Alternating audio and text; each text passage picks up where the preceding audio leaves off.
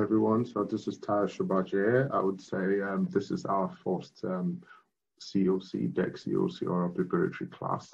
The first couple of minutes is a re-recording. We did not press the record button when we started the class earlier. So I will just run through what we did and we missed in the video. So again, as I said in my introduction to this, is that this concept was when I picked up when I was a cadet. We had a lecturer that volunteered his time to meet us at the Moyana Suites. There's a pub in the Moyana Suites in Warsash between the hours of 8 o'clock, 8:30 every Tuesday to 10 o'clock, where we just discuss oral prep. So I'm willing to do that forward. So what I would like to do is just a quick introduction um, so that we have some few mantras, stroke, guide rules, not really, but some mantras. So I will just state here that a quick introduction. This is not a quick fix, guys. This does not replace your time in school for oral prep. Please go to school. This is just me trying to put this in my own language, or and just to be available if people have questions. So please do go. Again, I have to say this is not a quick fix, guys. It's not at all. Um, I think the difference between coal and diamond is pressure. So again, there's need to put a lot of pressure on ourselves while we are studying for whatever we're studying for. So please, guys, know that while you're going for your COC, it's going to be tough, and you need to do the work, to be able to get it right. One of my captains, Captain Anderson, is the pictures on the which of the books now? I think there's one of the books we have on the ship, Guide to something. Anyway, yeah, he's holding the binoculars. Captain Anderson always says the more senses you use when you learn, the more you learn, actually. So read about it, write it down, write it out again, read it again, talk about it, and all that. So let us learn the hard way now so that we can teach other people. So we're not just learning this for ourselves, we're learning to teach other people. So I think that is really important that we get that out of the way as well. I would like us to be professional, guys. There's professionalism above everything else. We're not just working for the money, we're working for profession so that we can, again, pay forward, get the next generation out. I like my people to be hardworking and diligent. So, and knowledge comes with that. Okay, so the first part, we're talking about rules of the road there today. So we did spend some time on rule. Okay, so this is rule one. Rule 1A. Again, I encourage people say, should I learn ruled words for words, or should I just know what it means? In my opinion, of honest opinion, professional opinion, I think you should know word for words. Yes, it's hard, yes, but why not? You should learn it. So keep it handy. Always refer to it. Over time, it will stay. If you're learning how to play the piano, it's hard. So everything you want to do, yes, it's hard, but we just have to learn it. Also, you're not a lawyer. This, I believe, were written by lawyers, and the words were carefully chosen. So if you change the words because of your own meaning, and what does it mean at the end of the day? And so again, academics, they always say, who are you? You can't even reference yourself. So what qualifications do you have to change what is written, and and all that? So again, the easiest way, I think, hard, but the easiest way is to learn the rules offhand. So if you don't have the rules, you can go on the MCA website, as MSN 1781 or something. I think there's an amendment to that, but search for it and you'll see it on the MCA website. So rule 1A, this rule applies to all vessels upon the ICs and in all waters connected there with navigable by seagoing vessels. I feel this is a very straightforward rule. It applies to all the ICs and all waters. So for my Nigerian audience at the moment, does this rule apply in One? Yes. Does it apply in Apapa port? Yes. Does it apply in Warri port? Yes. So is it Is the waters connected to the high seas? No. Yes. So seagoing vessels come there. Yes. So it's not. You can choose. It does apply. B. Nothing in this rule shall interfere with operation of special rules made by appropriate authorities or that, for the road, states, harbors, rivers, lake, or inland waters connected with the high seas and navigable by seagoing vessels. Such special rules shall conform as close as possible to this rule. So this, again, to me, states that, every country has their own autonomy. Yet they can actually say, we have some special rules here. At that point in their waters, what rules should you obey? There are rules. It's simple. However, they're encouraged to make sure that those rules conform as close as possible to this rule. So they're not completely out of it, but they have their rules. So again, you're going to a new country, you're going to a new port. Please to obey, try to understand what their rule says and obey kind of all. They have the right to have their own rules. Yes, MPA can give their own local rules in an airport. You have to obey that. If you don't obey that, you will be against the national MPA, Nigerian law, and you will also be against the international law, because international law or the COLREG has actually said they have the right to be so. So that's it. C, nothing in this rule shall interfere with the operation of any special rules made by government of any state with respect to additional station or signal light, ships or whistle signals for ships of war, vessels in the convoy. Now warships are very interesting ships. If you see most of the warships I've seen, they don't have what's it called, plimsoll line. They don't have a lot of things. They don't. That's them. They're not merchant ships. So please, you understand that every country has the right to do that as per the rules as well. What this rule says is that those ships should not have signals or lights or shapes that will be mistaken. So if they're going away from the rule, which is fine, they have the right, but it shouldn't be mistaken for lights or shapes or signals in this rule. So for example, if we all agree that the green is starboard, the green light is your starboard side, I think it would be absurd, or it would be bizarre for a Navy ship to say, I want to have my green light on the port side. Of course they can do that because they have the autonomy to do it, really. However, it will be mistaken for lights or ships under this rule. So most times I have seen everybody sticks to that point, but they have the ability. So we should be aware that, we shouldn't take our assumptions into other countries or other territories. They have the rights to do so. We should continue learning, especially when we go into a new place we're not familiar with. That's why you get the pilots. They advise you on what is different and all that. The traffic separation scheme may be adopted by the organization for the purpose of this rule. So yes, the closest traffic separation scheme to us in Nigeria is, I think that will be southern side of South Africa. Yes, at the Cape. There's traffic separation scheme there. We don't have one in Nigeria, as far as I know, and there's a lot in the Mediterranean and Gibraltar. They have the traffic separation scheme when you're going through Sumatra, Cape, Singapore Straits, and all that, and a lot more in different countries, Taiwan Straits, and all that. Dover.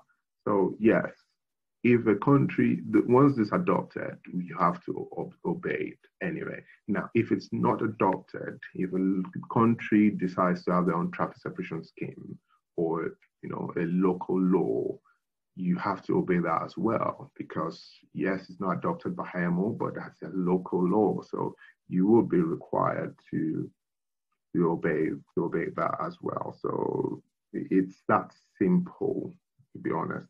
Now we go to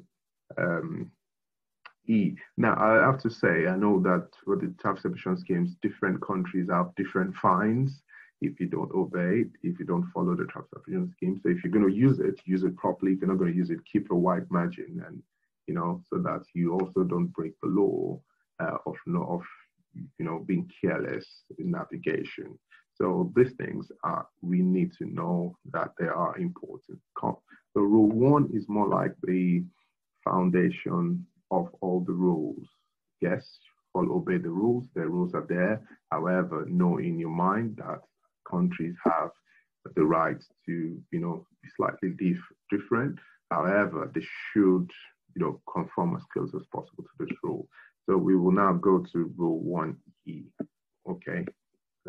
Thank you very much. Okay. Anyway, so the E part of rule 1 is also about governments. The government determine the vessel of special construction or purpose. So if I would ask, let me find someone to ask that can mute themselves. And I can ask this question. So Moses, can you unmute yourself? So can you tell me a special construction vessel? Which vessel will you term special construction? Moses. Hello, any Moses is here. Yes. So which type of vessel will you term as special construction or purpose? Special construction and purpose IMR vessel in multi-purpose platform supply vessels, like those ones in the well stimulation vessels and also well maintenance, wellhead underwater operations with ROV and all that. Okay, so and also dive support vessels. Those kind of vessels, how are they? What makes them different to other vessels as regards this rule 1E? Why do you think they'll be different? With regards to what makes them different, sometimes the nature of their job does not impede them. It wants to contradict vessel restricted inability to maneuver. In the same time, the nature of their job also might require exhibition of buoys, like buoy maintenance, and some of those buoys are not the class specified in the buoy system, only adopted by the state or by the body in which gave them the authority. Hence, at this point in time, that's why we call them IMR vessels, intervention vessels. Okay, that's a good one. Thanks, Moses. Shegun, are you there? Can you unmute yourself? Okay, I'm unmuted. Oh, yeah, thanks. So, which other vessel will you call special construction?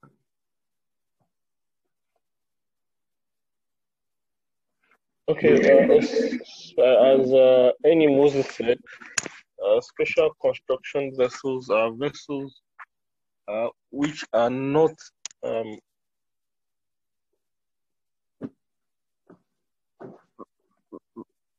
for instance, okay, a Navy ship, it's an example of a special construction vessel. Okay. Understanding. And then vessels performing a job different from navigation, like doing an underwater operation. Okay, all right. So wait, so do you, if a lot, most of us or a lot of people work on the offshore vessels, and nobody has said there's just a normal supply vessel is a special or special construction of purpose. And if you look at this, because of the lights, position, range or arc of visibility, the shapes. So some of the supply vessels don't even have the stern lights as per the rules. They have the stern light very close to the accommodation. A lot of the supply vessels don't have two masthead lights. They have only one. They don't have two masts. They have two masthead lights, but they don't have two masts. Remember, the rules is clear, Rule 23, about the distance between the forward mast and the aft mast. If you guys understand what I'm saying, and we don't have that on the offshore vessels, either anchor handling or PSV. So those vessels are also special construction purpose. So if you look at a dredger, for example, sometimes they don't have the side lights, the masthead light is not at the center of the ship, maybe a little bit to the side. The side lights might not be exactly what the rule wants. you know, those ones with the ROV, because of ROV operation, they might have to move the side lights forward or aft of, you know, the normal rules, and all this and all this and all that. You see, so there's a lot of this around us, special construction. So if you look outside tomorrow, compare the rules and look at your navigation lights. Do you have 2 masts on your ship? It's been a long while I saw a supply vessel with 2 masts. Are you obeying the distance between the two, the masthead lights, the vertical distance and the, you know, the horizontal distance? Most times, no. So what do you have to show that your government is determined to be the closest possible compliance of this rule in respect to that vessel? Who is going to answer this question? And I'm looking for someone to volunteer. Okay. Damilola, are you back? Okay, maybe not. Chika Dibia. Frederick. Okay. Good evening, Captain Chika Dibia. Yes. On the line with you. Yes. So, what will you have? If what kind of vessels have you worked on, or have you seen recently? Worked on an anchor handling tug. Okay, that's good. So, on your anchor handling tug, are you in compliance with the rules as per your navigation lights? Like you said, most supply boats have their stern lights at the close at the accommodation. Okay. We have only 1 mast, so yeah, we try as much as possible to comply with the regulation. So how did you comply with regulation in that case?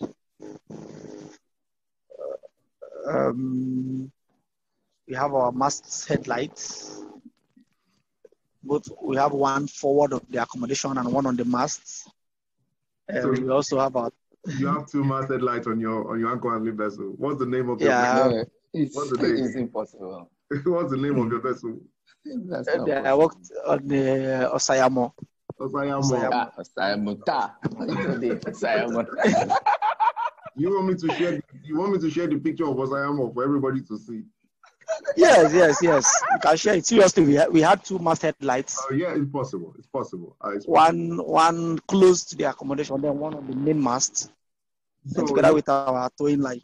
Yeah, so let me tease you a little bit. Probably the old distance of Osayamo, the old ship's length of Osayamo might not be up to the required distance between the forward and the mast. So just a joke. All right.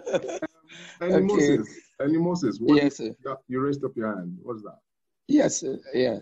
If you can hear me, sir, with a little experience I've seen so far, you are very correct. And initially, I never understood this, but now the picture is quite clear. What I observe in most of the vessels I see is that there is an exemption certificate from COLREG, because I have to dig deep. So most of them, like Topper Sophie, even the Emmy Baron recently, and most of the boat vessels I work with, sincerely speaking, you see most of the masts carrying both the forward headlight and forward mast light and the aft mast light in 1 mast. And that contradicts towing lights, which means one vessel that wants to exhibit a power-driven vessel, which is greater than 50 meters in length or more, is going to exhibit the masthead light on 1 mast, which an on-site will feel this is either a towing vessel. And for that reason, most captains, of course, it's pertinent that the second masthead light is never used. But for the purpose of the nature of the vessel, exemption certificate has been issued. That's what I see, sir. So you can correct me if I have anything wrong with that, sir. All right, that's fine. So I've just shared an exemption certificate on 1 of the vessels. It's for everybody to see now. Just share it. If you can see it, I would appreciate somebody letting me know you can see it. So, and I also recommend that people should go back on their ships and look at the certificates. And there's something called an exemption certificate. So yes,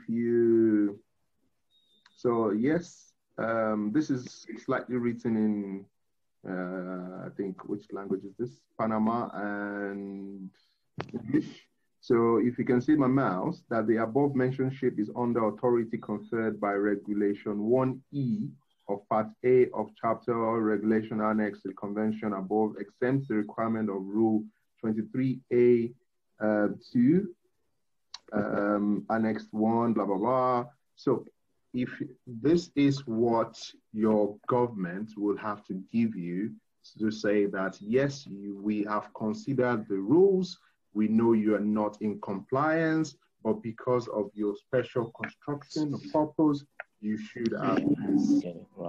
If you understand what I mean.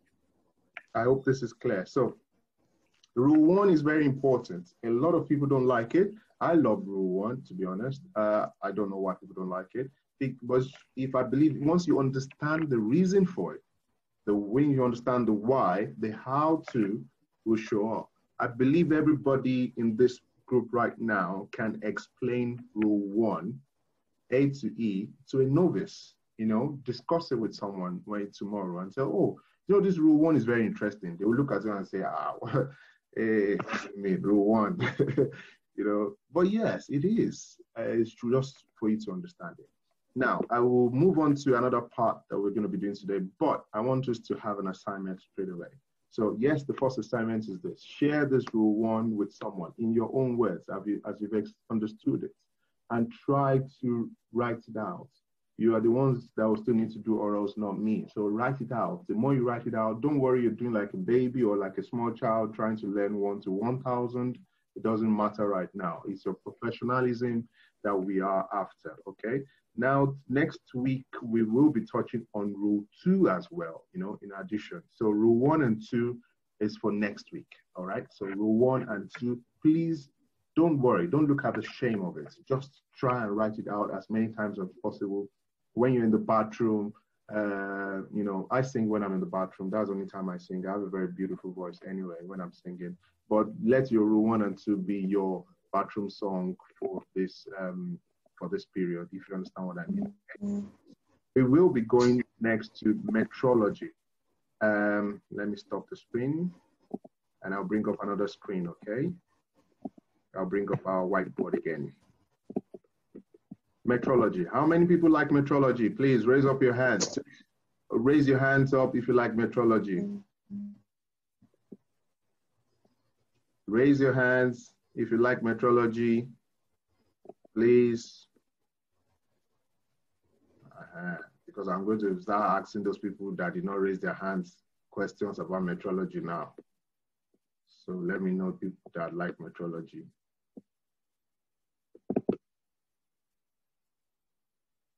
How many people like metrology?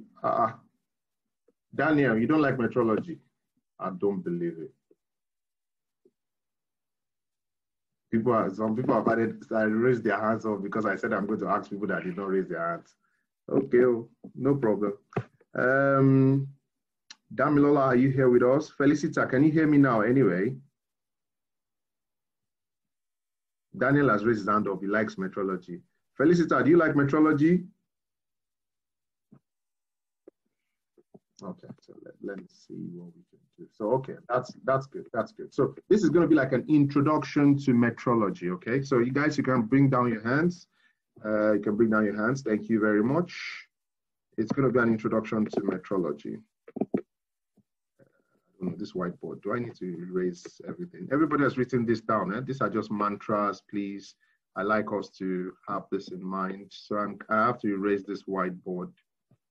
Clear all drawing, clear viewers drawing, clear my drawing, clear all drawings. Okay, so in your notes that you have with you, please, I want you to draw a perfect circle. I'm going to do the same, but you should do your own by hand. Yeah, I have the opportunity of technology to do the same. You should do your own by hand. If you've done it, let me know. I hope you've done it. All right, this is introduction to metrology. Once you understand this, then other parts of metrology can be built on, okay? So have you finished your perfect circle? Let me announce to you that if you made a perfect circle by hand, you need to get yourself admitted to the hospital. Something is wrong with you, okay? You should not make a perfect circle by hand. No, I'm just joking. All right, so let's assume that is the hurt, okay? That is the hurt. It's not like this, but anyway, accept it. And somewhere here,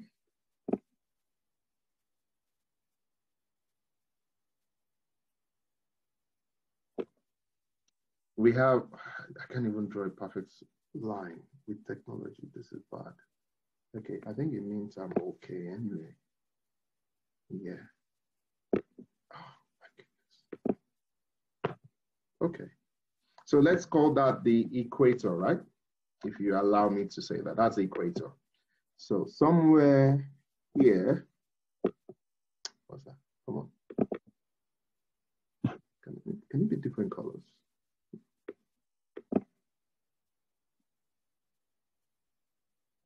That's 30 degrees north, right? Please draw yours as well. Again, don't forget, the more senses you use, the better you become. That is 60 degrees north.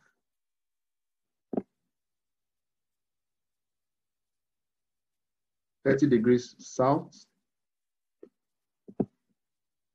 60 degrees south. Okay? Moses, are you with me? Have you drawn this? No, I'm not seeing the board, sir. You're not seeing the board? Wow. Okay. Are you using your phone? Yes, correct. Okay, swipe to the left so that you swipe to your. Okay, I get it. Yes. I get it. Thank you, sir.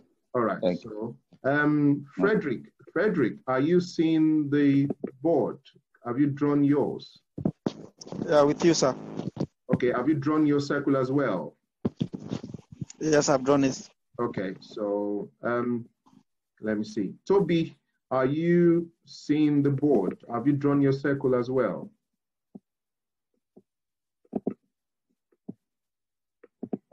There's Toby. Oladapo Toby.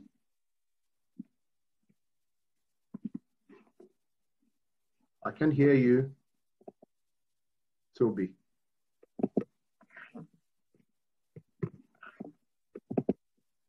Maybe you type if you cannot.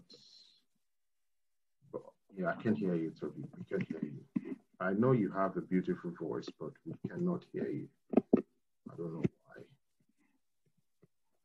And the space is 90 degrees. So on your own drawings, guys, Toby, I can hear you. Oloye, are you with us? Have you drawn your own circle? Oloye. Okay. Yes, I have. All right, that's fine. So you guys, I want you to complete it. This will be 30 degrees south. This other one will be 60 degrees, right? 60 degrees south. And of course, this is 90 degrees. Okay, so now at the equator here, what happens? There is a lot of heat, you know, from the sun. That's why the color of our skin is what it is, because we are closer to the equator. If you live far away from the equator, after some time, you probably lose that skin color over, you know, centuries or something. So at this point, there's a lot of heat, right? So practical example is when it is hot, or not really hot, but I mean, in a normal weather like Nigeria, people go out, you know, and all that. If it's really cold at night, we are shivering, you know, we try to stay warm, we try to stay in, you know. When it's hot, we go out.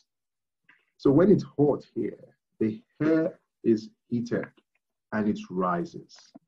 It rises up. So I'll try to use this. Guys, don't laugh about my drawing. So the hair rises at this point. It rises up about 5 to 7 miles up, right? The atmosphere, that direction. I put an arrow. It's important that you guys draw this as well yourself so that you can learn it. Now, when the air is risen, what happens? What will happen to that area? The pressure, you know, like I said, when it's hot, we go out, we are fine, you know, we release pressure, we can go and visit our friends. When it's cold, or for example, if you come to England, when it's winter, everybody's at home. So equator, everybody's outside. What happens to the pressure of that area when the air has left? It becomes low pressure. Low pressure. Because everything has gone away. Not everything technically, but if you understand what I mean. So it's low pressure, this area. And this arrow, it's not that it's good. Well, it's just an example, right? It rises. That's the only way I can explain it with this picture. It rises up. It gets to about 5 to 7 miles away from the Earth. And what happens? It cannot go further. It cannot continue going forever. It will deflect. Some of it will come like this. Some of it will go this way. So let me concentrate on the north so that you guys will do the south part of your homework, all right? At this point, it will not also go that direction forever, if you understand what I mean, right? So it gets to a point whereby it will now come downwards again.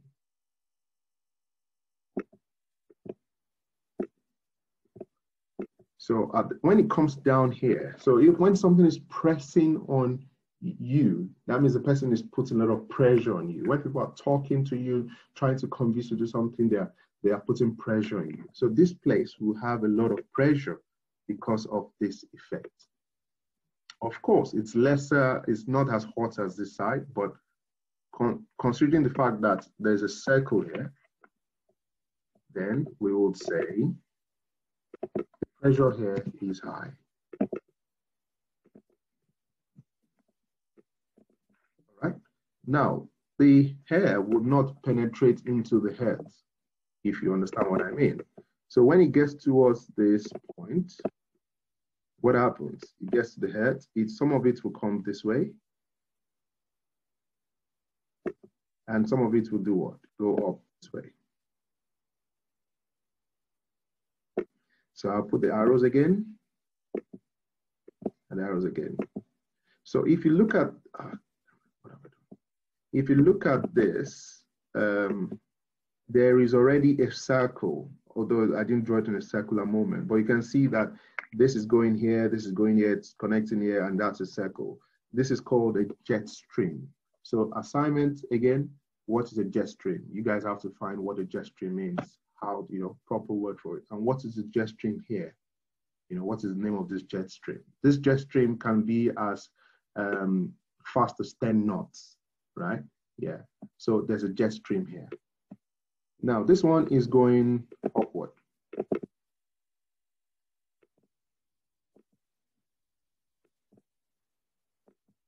As I said, right?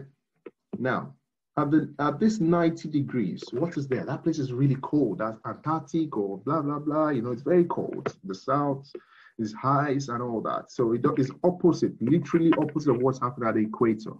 So because of that, this place is actually high. It's just always high. Because of that effect of the cold, it's always high in that place. Now, what should happen here? Of course, at 60 knots, it is colder than 30 degrees knots, right? So this should also be high if you're losing temperature.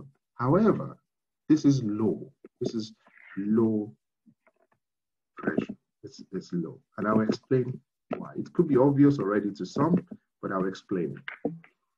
Because this place is high, what happens to the wind in this place? It is coming down. If you open a fridge, your freezer, you will see the cold air coming towards you, right? There's the same thing happening here. So this is coming here, this is coming here. Then they meet. This one is rising, this one is coming down. They meet at this point. What will happen here? I don't know if you guys are beginning to see the hair mass, the fronts, cold fronts, warm fronts already. You know, it's getting very, very interesting and sexy. So at this point, they would meet and something will happen. They will have to rise because, you know, when two things meet, it's like when you see people doing ram for Salah fighting, when the rams eat each other, it's like they go up, or two cars having an accident. If they run to each other, the cars would like, you guys don't watch too many movies, right? Okay, anyway. So they rise because of the convergence that is happening here. And again, as I said, about 5 to 7 miles up, they cannot go further. So there will be a deflection like this. And some of it will go back this way. And as you can already imagine, how many jet streams have I showed you now? 3. Now you need to find the names of these jet streams. So there is one here, there's another here, and there is this one here. Sorry, this way. This one is opposite, and this one is another direction. Anti-clockwise, clockwise, anti-clockwise. So that is why there is a low pressure where we are here. All right. So again, I repeat, there's a temperature issue here that kickstarts the whole thing. It rises, it comes down here, and this place becomes high pressure. Now, when it goes up because they cannot penetrate the heads, some go down, that's a jet stream. This one goes up, this one is coming, and they meet here, and because they do that, so they suck up the air, you know, like that, and that makes this place low pressure. So jet streams. Now you guys will have to complete the, oh, sorry, this one I wrote, no, this is south. Apologies for that, this is south, this is not north. So let me cancel it. Okay, and let me write south, just for, and nobody could correct me. Look how students are these ones, that they cannot correct somebody. Okay, all right, so now, what is this pressure done? What happens to pressure? Wind, like I said, if you open your fridge, you see this cold coming towards you. It goes from high to low. So there's always going to be this high to low, this direction. So let me take another, I'll use this one because it's not so straight. So there's going to be something like high to low, right? The wind, the direction of wind. So this one will be like high to low as well. And there will be high to low here, right? However, something else happens again. There's something called Corollas Force.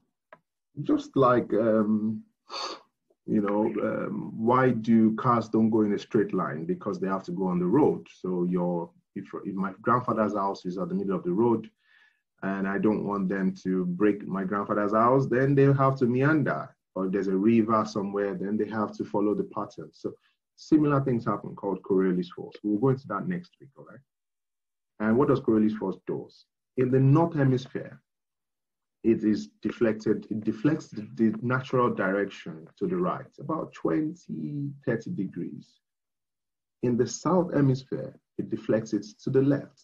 So what do I mean? Instead of it to go this way, it will deflect it to the right. So I hope you guys will be able to complete yours drawing better than mine. It deflects to the right. So where's the right now? Now I have to tell you what I do normally when I'm doing this in my sheet of paper. I actually cheat. I turn the paper so that I can get it perfectly. So deflected to the right. Am I correct? I believe so. So this one will be, so that will be the wind patterns. When you're sailing, this is what you would expect in that area. So guys, you need to complete your south hemisphere yourself. And I would like to know if anybody has any problem or if you're able to do it very well. I don't mind. You can send it to me by email or something so that we don't get the group too busy with our pictures. Okay. And the left, the south hemisphere is deflected to the left. So anytime you're doing this, please remember south hemisphere will deflect to the left. Okay, so cheats. Let me put one cheat here. So obviously you know that somewhere here is going to be high, right? Just pretend like, yeah, you don't know before, okay? So as I said, it's going to be deflected to the left. So this one will be like this, left. Okay.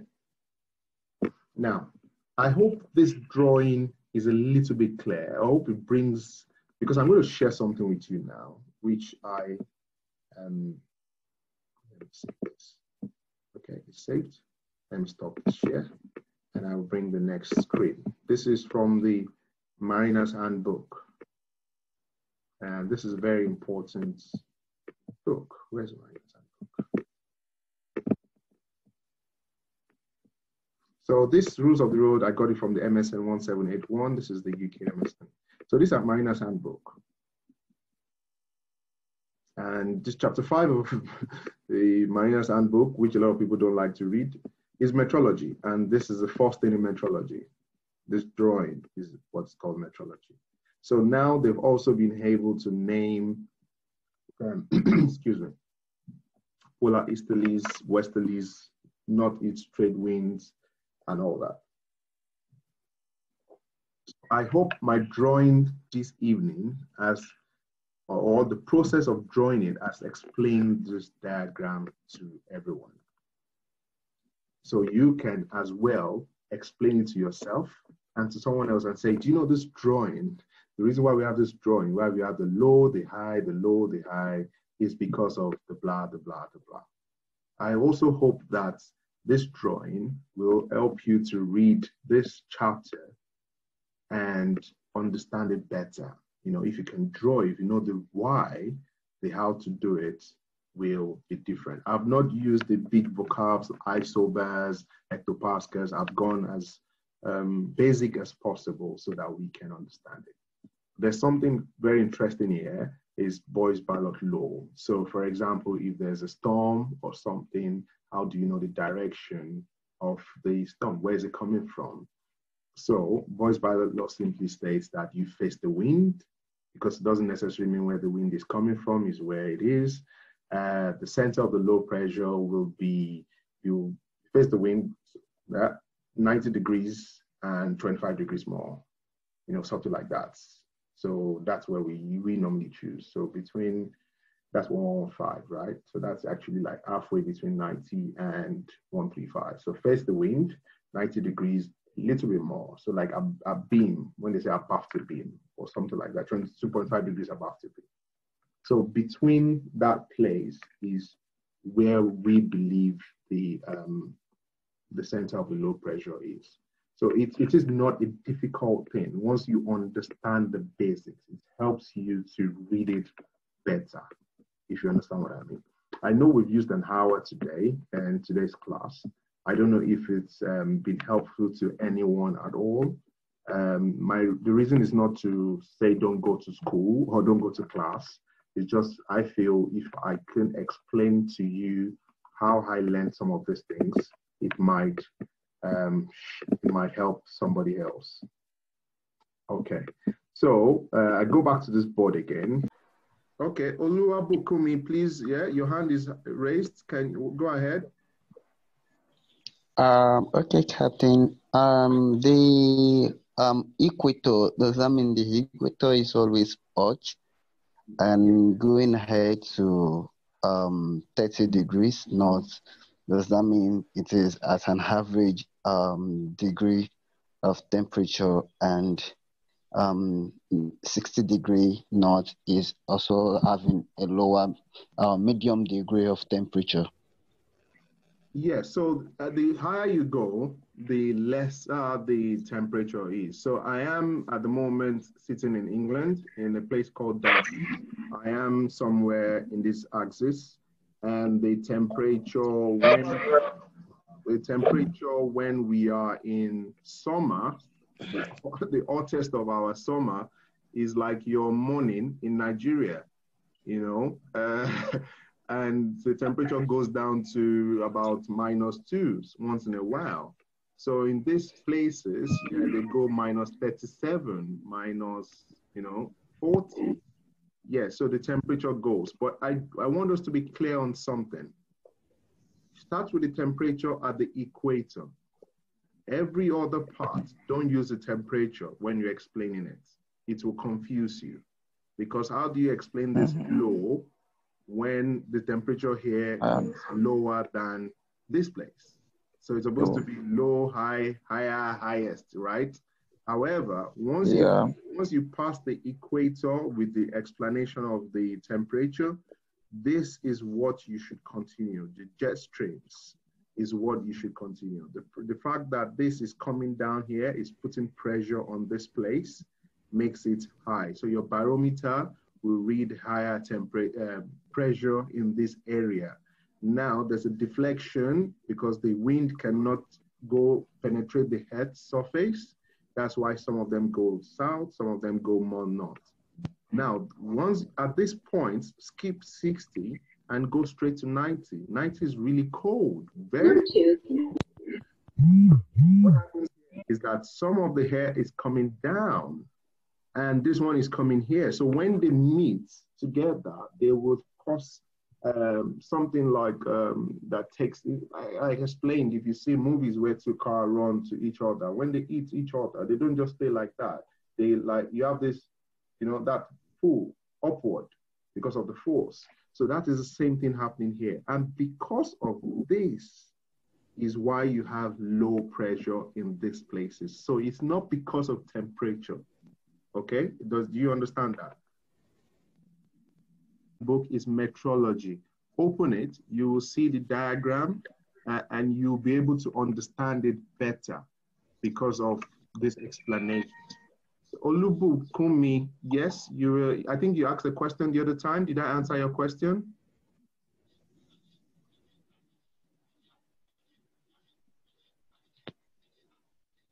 Yes, Captain. Yes, Captain. Very much. Okay. Thank you very much. I really do understand. Okay. I was hoping we'll go into introduction to stability today, but I think we've spent an hour, 15 minutes already. I don't want us to be bored. So we will stop soon, except we have any question from anybody about what we've talked about today. What I will encourage us to do is that platform we have.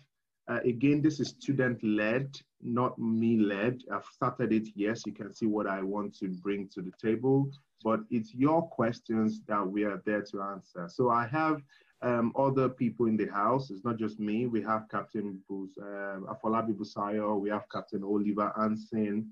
They're also there. They'll be monitoring and seeing the questions that come in. I will be sharing my oral reports.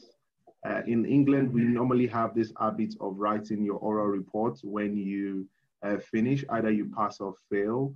You write it for other people. So we'll be sharing oral reports in the house for people to go through and see if you can actually answer those questions, okay? I think for now, we might still keep the group as it is. Over time, we will try and separate it so that people going for class 3 will be in one group and going for class 2 will be in another group. So for now, once we are done with the these introductions, we will see what the peculiar answer is. Now, let me say this as well. For people doing OW, there's nothing wrong if you can get yourself up to chief mate level of understanding anyway, because it means you are really, really good. The syllabus I would also share with us. Unfortunately, I've tried to look for the NIMASA syllabus online. If anybody has it, you can share with me. I haven't seen, but the UK MCA syllabus is available online. It's MGN 69. I don't know why they use the word 69. Maybe because they are, okay, anyway, let me just skip that. So yes, So I will share that as well on the group. We'll try to make the group as professional as possible. It's just about what we discussed, what we're going to be discussing. If there's any question, even though we've not discussed it, please ask in the group. Somebody might pick it up. It might not be me as well. But I want us to like this subject. That's why I'm going to starting from the basics. If you like it, it will be easy to learn. Stability is also very, very easy if you like it. But if you don't like it, it's not going to be easy. Any questions? Oluwabukumi, you raised the hand again.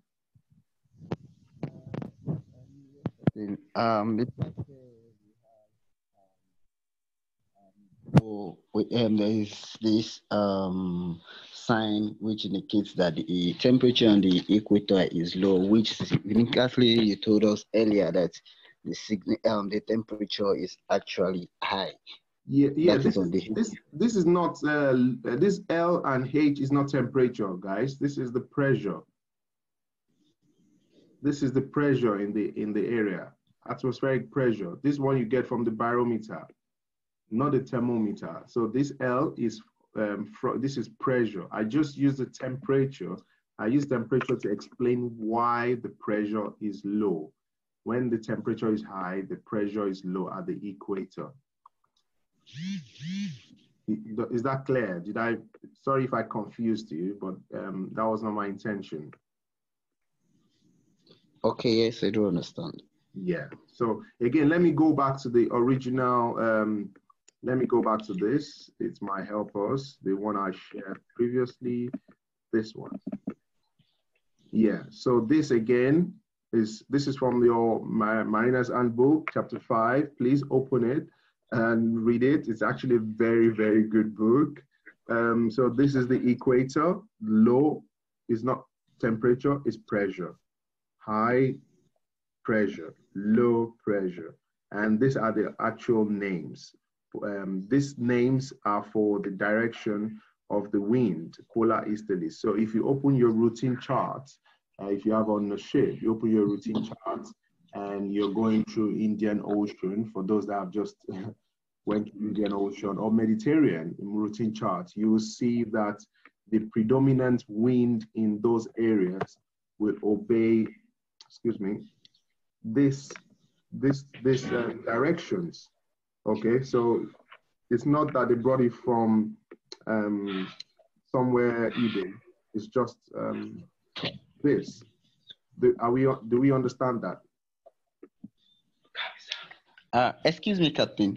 Yes, please go ahead.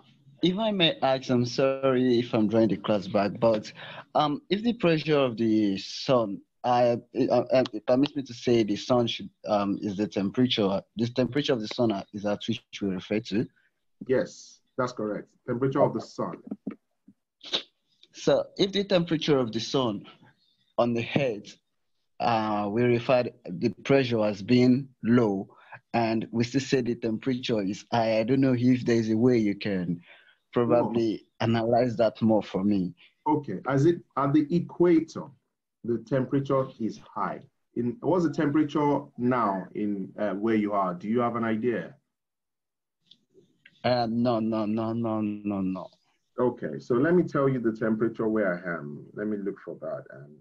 Okay, I have a temperature of 25 degrees here. Yeah. You have 25 degrees temperature, right? Yes. Okay, so the temperature where I am right now is 9 degrees. Okay, so you are 25 degrees in this area. I am 9 degrees somewhere here, okay? So what I've said is that the temperature makes the air to rise, and as a result, the pressure will be low. So let me put it this way. If you have kids and your kids go on holiday, then they will not eat a lot in the house. There's less pressure on you to provide food, if you understand what I mean, right? So that's why parents are happy when their children go to school. What happened here is that the children are at home during coronavirus or whatever, and they are eating a lot and the parents have to provide for them. The pressure is high. Do you understand what I mean?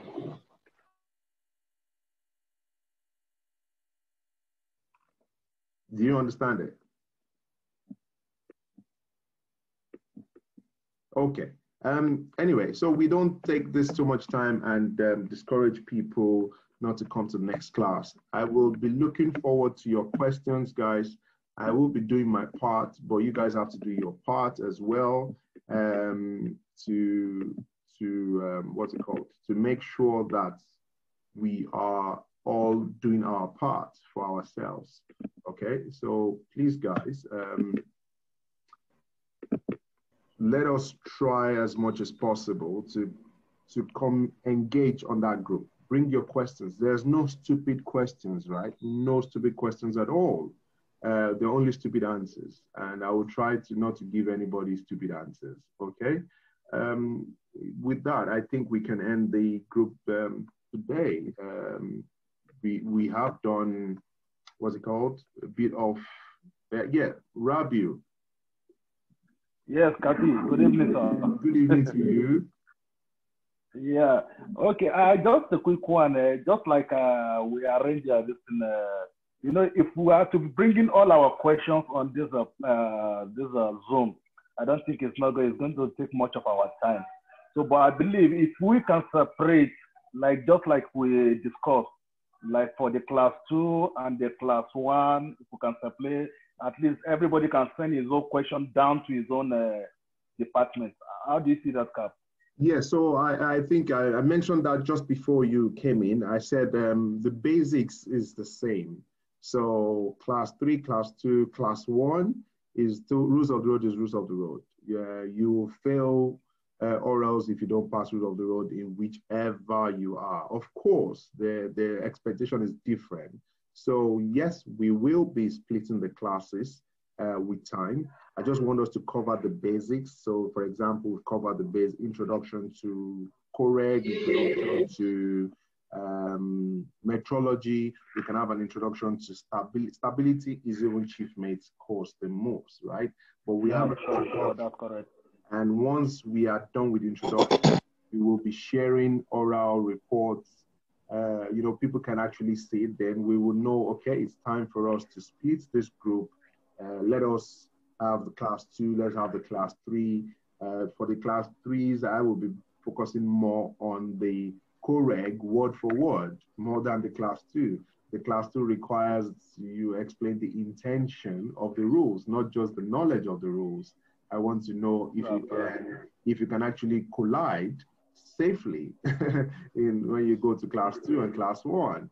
So, but for class 3, I want to know if people actually know the rules. So yes, in another week, we will be splitting the group and seeing how we will do it from there. But in the meantime, I want people to take this assignment that you have now. So the assignment is rule 1 and 2, please, everybody, class 1 or class 2 or class 3, rule 1 and 2, please. The jet streams that we've talked about today as well, let's take that as well and do something about it. I think the session is recorded. Hopefully we will be able to, you know, download it and see if we can learn something from it later. So if anybody has any question on what we've talked about today is not clear, please drop it on the platform. I will be working with other guys to drop the oral reports. That's our own practice here in England. Oral reports is always done. And of course, we will try to moderate it. So again, thanks to everybody for coming. I just felt we should do something like this. There's a lot of talking and no action, and let us make some actions possible. Okay, so that is my intention for having this one. Thank you very much, Cap. Really appreciate it. Thank you very much. Thank you so much, sir. Thank you so much. Thank you. Thank you, Capo. Thank you. Thank you, Capo. Thank you very much. Thank you. Yes, Oluwabukumi, thank you very much. Lajumoke, thank you very much. Thank you, Capo. Thank you very much. So yes, if you have something you want us to discuss, you have your own past questions, put it there and let us start looking at it together. Together we can do something. We can do great things, right? If we come together. Thank you very much, guys. It's an honor. It's a pleasure having. So please, when is the next class? Well, you know, I said I used to, when I was a cadet, we used to do this in the beer parlor, you know, every Tuesday. So I don't know why people don't have a. This is not beer though. It's not beer. We don't think it's. So I felt it's something that we should relax and, you know, we're going to do voyage as well. We're going to be doing all those things as well. So I'm thinking once a week, maybe when we split the group, that means a group will have maybe Tuesday, a group will have maybe Wednesday or something as well. So it's relaxed. It's not an exam condition. It's just to learn. You know, if you have palm wine, drink it as well. No problem. Yeah. I love that. Kapi, I really appreciate, man. Thank you very much. Thank you very much. It's an honor to have you guys here. I know next week, probably some people said they have problems connecting. Maybe next week they'll be better. Appreciation from you, Cap. Thanks. Thank you very much. All right. Have a lovely. Thank you very much for your time, Captain. Thank you very much, guys. Thank you very much, sir. Who is speaking now? Felicita, finally you spoke.